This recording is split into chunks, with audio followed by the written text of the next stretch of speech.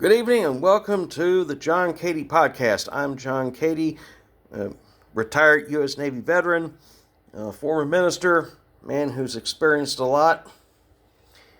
And I'm going to talk about a subject today that's close to home, especially with older adults.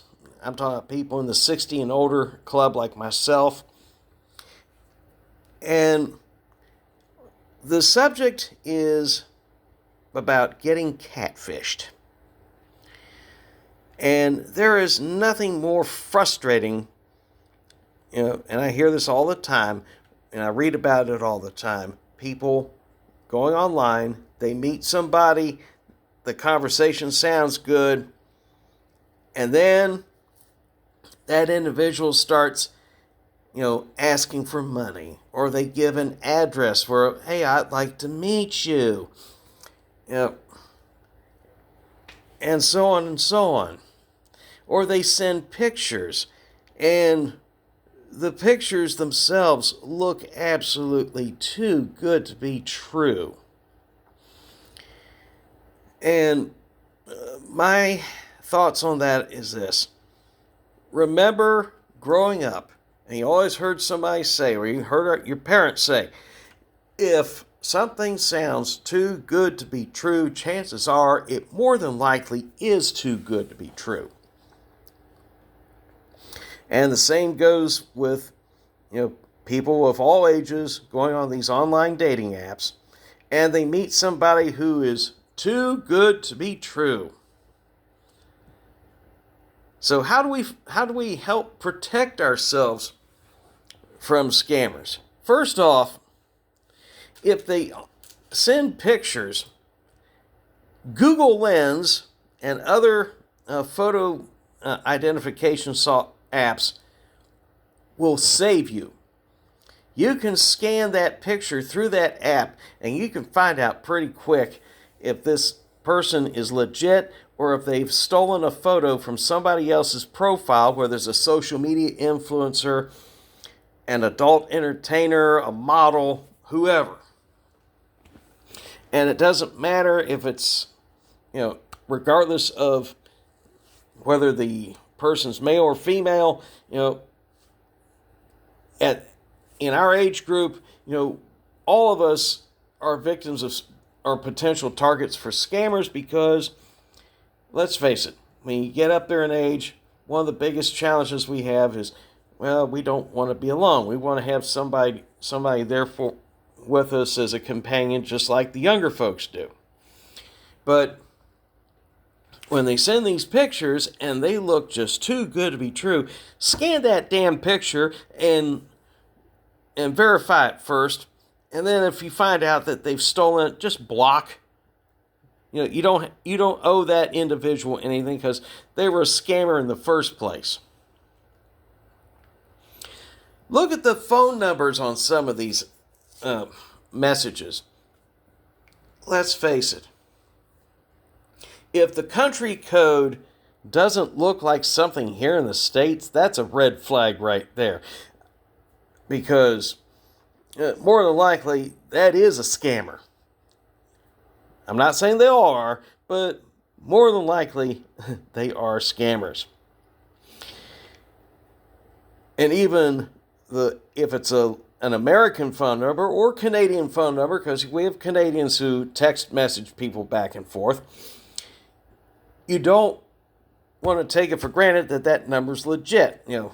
Here again, use resources like Truth Finder, Spokio, use Fast People Search.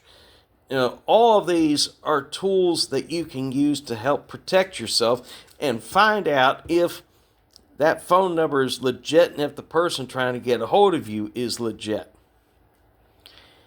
And for time's sake, I'm just going to say this.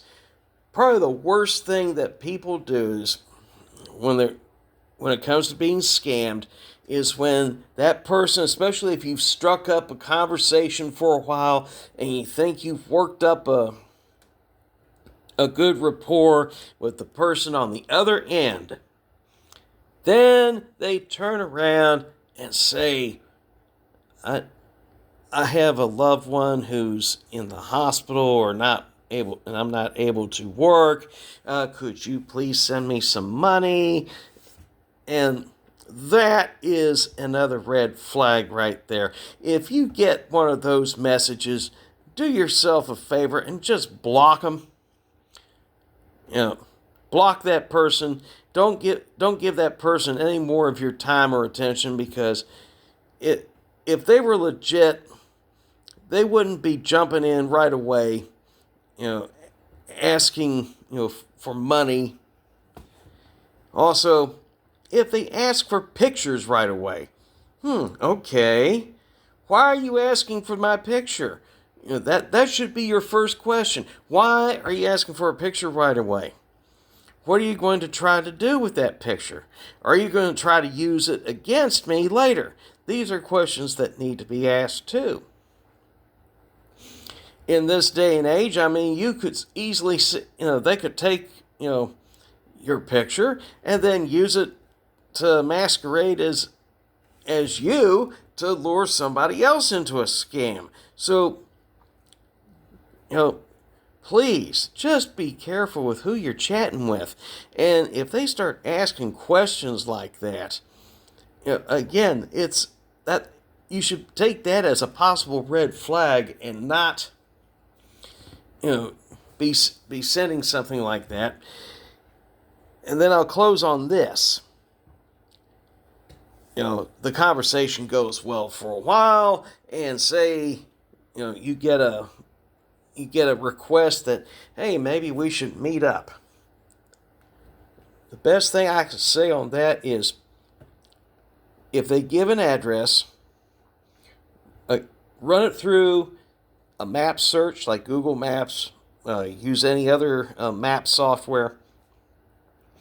And again, use other resources like Truthfinder, Fast People Search, Spokeo.